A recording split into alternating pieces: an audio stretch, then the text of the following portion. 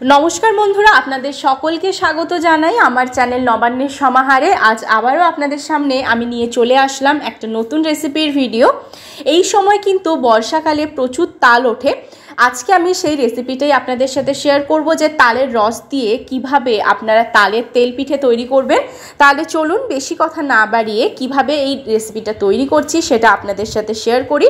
আর এইভাবে যদি আপনারা বানান তাহলে আপনাদের প্রত্যেকটা তালের পিঠেই কিন্তু খুব সুন্দরভাবে ফুলবে আর খেতেও কিন্তু খুবই নরম হবে। তাহলে চলুন আজকে রেসিপিটা শুরু করা যাক। রেসিপিটা বানানোর জন্য এখানে একটা পাত্র নিয়ে নিয়েছি। এবার এর মধ্যে আমি দিয়ে দিচ্ছি এরকম সাইজের বাটির 1 বাটি তালের পাল্প। আর পাল্প বের করাটা আপনাদেরকে আমি আলাদাভাবে আর দেখালাম না, আপনারা কিন্তু সকলেই জানেন কিভাবে তালের পাল্প বের করতে হয়। এবার এই পাল্পটা আমি এর মধ্যে দিয়ে দিলাম। তারপর এর মধ্যে দিয়ে দিচ্ছি এরকম বাটির 1 বাটি চালের গুঁড়ো। চালের গুঁড়োটাও সম্পূর্ণ এর মধ্যে দিয়ে দিলাম। এবার এর মধ্যে আমি ব্যবহার করব ময়দা। এখানে আমি 1/2 কাপ ময়দা ব্যবহার করেছি এই বাটির। যেই বাটি মেপে আমি চালের গুঁড়োটা দিয়েছিলাম সেই বাটি মেপেই কিন্তু দিচ্ছি। এবার এই বাটি মেপেই কিন্তু আমি সুজিটা ব্যবহার করব। এখানে আমি দিচ্ছি এই বাটি মেপেই 1/2 কাপ সুজি। এই বাটি মেপেই 1/2 বাটি সুজি দেওয়ার পর আমি এই বাটি মেপেই কিন্তু সমস্ত উপকরণগুলো দেব। এখানে আমি দিয়ে দিচ্ছি 1/2 বাটি চিনি। তবে চিনির পরিমাণটা আপনারা আপনাদের স্বাদ অনুযায়ী দেবেন। কেউ বেশি খেতে পছন্দ করেন মিষ্টি, কেউ কম, সেই অনুযায়ী কিন্তু কম বেশি করতে পারেন। এবার আমি দিয়ে দিচ্ছি এর মধ্যে 1/2 বাটি নারকেল কোড়া, একদম ফ্রেশ এটা কিন্তু। এবার এর মধ্যে আমি দিয়ে দেব একদম অল্প পরিমাণ একটু নুন। নুনটা দিয়ে দেওয়ার পর খুব ভালোভাবে সমস্ত উপকরণকে আমি মিশিয়ে নিচ্ছি। এবার দেখুন আমি খুব সুন্দরভাবে মেখে নিচ্ছি। প্রথমেই কিন্তু আমি কোনো জল বা কিছুর ব্যবহার করছি না, যদি লাগে পরে ব্যবহার করব। এখানে কিন্তু একটু জলের ব্যবহার করতে হবে। আমি এখানে জল দিয়ে মাখছি, আপনারা কিন্তু দুধ দিয়ে মাখতে পারেন কিংবা জল দিয়েও মাখতে পারেন। খুব ভালোভাবে ব্যাটারটা তৈরি করে নিচ্ছি। দেখুন ব্যাটারটা খুব সুন্দরভাবে তৈরি করে নিয়েছি, ঘনত্বটা ঠিক এরকম হবে। এবার এটাকে আমি ঢাকা দিয়ে 5 মিনিটের জন্য রেস্টে রেখে দিচ্ছি। প্রথমেই আমি এখানে গ্যাস জ্বালিয়ে কড়াই বসিয়ে তেলটা গরম করার জন্য রেখে দিয়েছি। এখানে কিন্তু আমি সাদা তেল ব্যবহার করছি, আর সাদা তেলেই কিন্তু করতে হবে। আর এখানে বলে রাখি যে প্রথমেই কিন্তু হাই ফ্লেমে এটা গরম করে নেবেন, আর পরবর্তীকালে যখন ভাজবেন তখন কিন্তু ফ্লেমটা লো টু মিডিয়ামে দেবেন। আর এদিকে আমি ফিরে এসেছি, দেখুন ঢাকাটা সরিয়ে দিয়েছি। এবার আমি একটু ব্যাটারটা গুলিয়ে নেব। ব্যাটারটা আমি ভালোভাবে একটু গুলিয়ে নিচ্ছি। দেখুন তেলটা কিন্তু খুব ভালোভাবে গরম হয়ে গেছে। তেলটা কিন্তু আগে থেকেই গরম করে নিয়েছিলাম হাই ফ্লেমে। এবার যে ব্যাটারটা আমি তৈরি করেছিলাম সেখান থেকে কিন্তু হাতা মেপে এখানে আমি দিয়ে দিচ্ছি। দেখুন এই হাতা মেপে আমি 1 হাতা করে এর মধ্যে দিচ্ছি।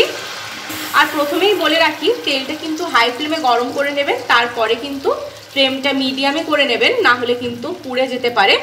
এবার দেখুন এইভাবে আমি একটু ওপর দিক থেকে তেলটা ছিটে ছিটে দেবো এর মধ্যে, যাতে সুন্দরভাবে এটা ফুলে ওঠে। এটা কিন্তু খুব সুন্দরভাবে ফুলে উঠবে। আর দেখুন কত সুন্দর হচ্ছে, আমি আপনাদের দেখাচ্ছি। দেখুন কতটা সুন্দর ফুলে উঠেছে, আপনাদের দেখাচ্ছি একটু কাছ থেকে কতটা সুন্দরভাবে ফুলে উঠেছে। আর ভাজাও কিন্তু খুব ভালোভাবে হয়েছে।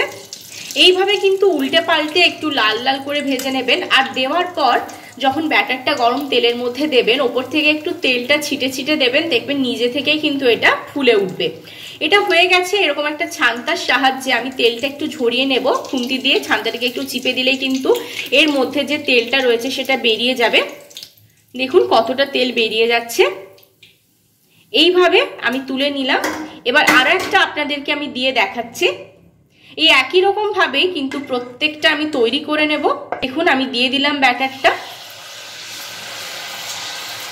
এবার এই একই রকম ভাবেই সমস্তটা আমি তৈরি করে নেব। আর আমি বললাম যে একটু তেলটা উপর থেকে ছিটে ছিটে দেবেন, তাহলে দেখবেন নিজে থেকে এটা খুব ভালোভাবে ফুলে উঠবে। দেখুন কত সুন্দরভাবে এটা ফুলে উঠেছে। আমার কিন্তু ভাজা প্রায় হয়ে এসেছে,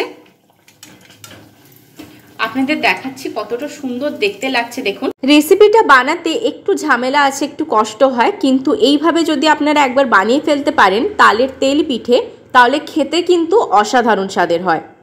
সমস্ত পিঠেগুলো বানানো হয়ে যাবার পর আমি আপনাদের সামনে নিয়ে চলে আসছি। দেখুন আমি সমস্তগুলো ভেজে নিয়ে চলে এসেছি। এই সিজনে তালের রস দিয়ে এরকম তালের তেল পিঠে আপনারা বাড়িতে তৈরি করে নিতেই পারেন।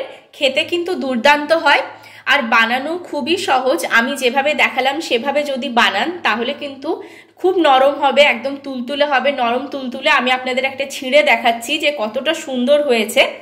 দেখুন কতটা সুন্দর হয়েছে, একদম নরম তুলতুলে হয়েছে। রেসিপিটা যদি আপনাদের ভালো লেগে থাকে তাহলে কিন্তু অবশ্যই আমাদের লাইক শেয়ার সাবস্ক্রাইব করতে ভুলবেন না।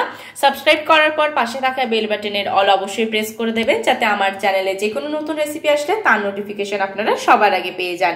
এরকম নতুন নতুন রান্নার রেসিপি পাওয়ার জন্য আমার চ্যানেলটা অবশ্যই সাবস্ক্রাইব করবেন। ভালো থাকবেন, সুস্থ থাকবেন, আবার দেখা হচ্ছে নতুন রেসিপির সাথে।